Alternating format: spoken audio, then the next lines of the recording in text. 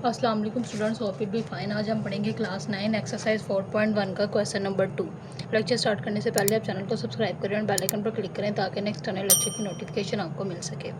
आज हम पढ़ेंगे क्वेश्चन नंबर 2 फैक्टराइज।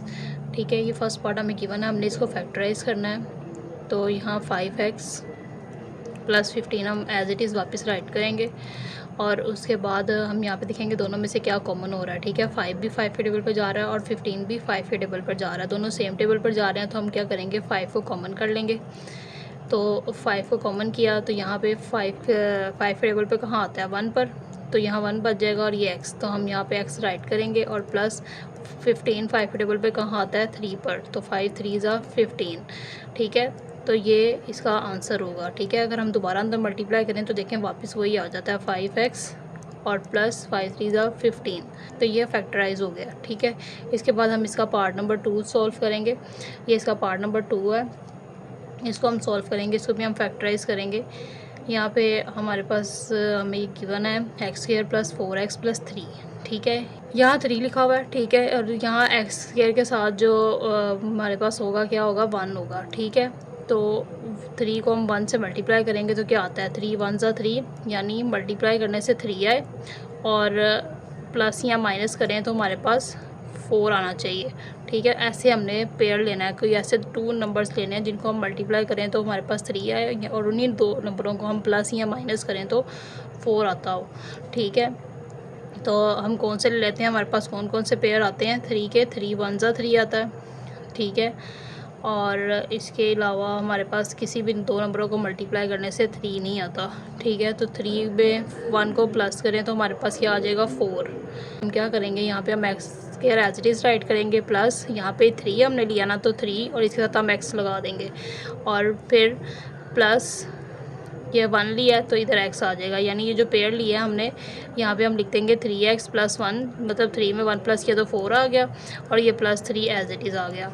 अब हम इन दो पहले जो फर्स्ट 2 हमारे पास टर्म्स हैं इसमें से हम पहले कॉमन करेंगे, क्या दोनों में से कॉमन हो रहा है, x देखें दोनों में से कॉमन हो रहा है, सेम आ रहा है। तो यहाँ पे एक x बाहर चला गया और एक x अंदर आ जाएगा, x का स्क्वायर था ना, तो प्लस यहाँ से ये x बाहर चला गया तो यहाँ पे 3 बच गया।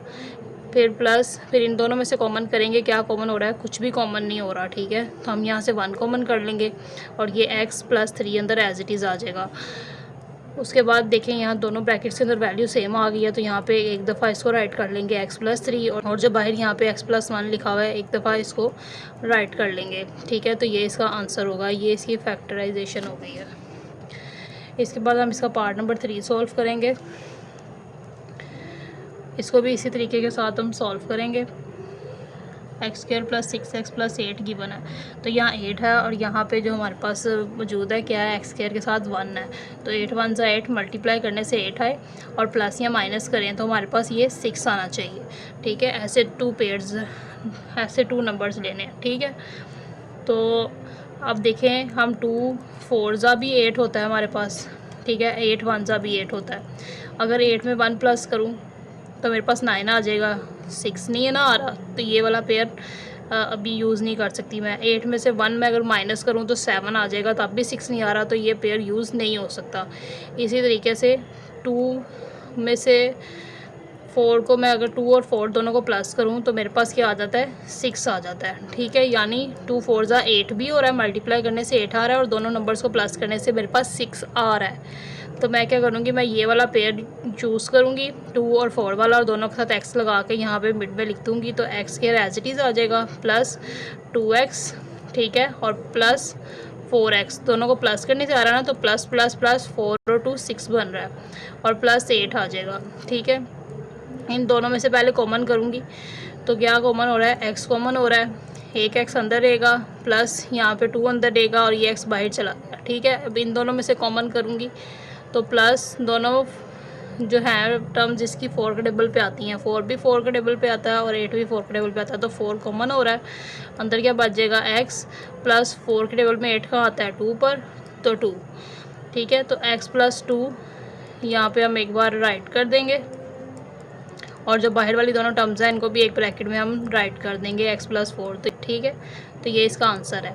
इसके बाद इसका पार्ट नंबर 4 भी इसी तरह सॉल्व करेंगे। यहाँ पे भी आप देखें ये 4 है और यहाँ x के साथ 1 है, तो 4 1 ज़ा 4, मल्टीप्लाई करने से क्या है 4 आए, प्लस यहाँ माइनस करने से भी 4 आना चाहिए। ऐसे पेयर्स लेने हैं आपने, तो यहाँ पेयर ले सकते हैं हम। 2 2 ज़ा 4 होता है, ठीक है, और 4 1 ज़ा 4 होता है। तो 4 में 1 प्लस करें तो 5, 4 नहीं बन रहा, माइनस करें तो 3 नहीं बन रहा, यानी ये पेयर यूज़ नहीं होगा। 2 में से 2 माइनस करें तो 0, 2 में 2 प्लस करें तो 4 आ रहा है, यानी ये पेयर यूज़ करेंगे। तो x² प्लस इस 2 के साथ भी x लिख देंगे और इस 2 के साथ भी x आ जाएगा और +4, ठीक है। इन दोनों में से कॉमन हो करेंगे पहले फर्स्ट 2 में से, तो x एक कॉमन हो जाएगा, अंदर एक x प्लस 2 बच जाएगा, ये x बाहर चला गया। फिर प्लस इन दोनों में से कॉमन करेंगे, दोनों 2 के टेबल पे आते हैं, तो 2 कॉमन कर लें, अंदर x प्लस 4 जो है वो 2 के टेबल पे 2 पर आता है, तो 2 बच जाएगा। तो दोनों सेम आ गए हैं, तो यहाँ पे लिखें x+2 और ये भी x+2, बाहर वालों को भी एक ही ब्रैकेट में लिख लें और ये आपका आंसर है, ठीक है। ये फैक्टराइज हो गया।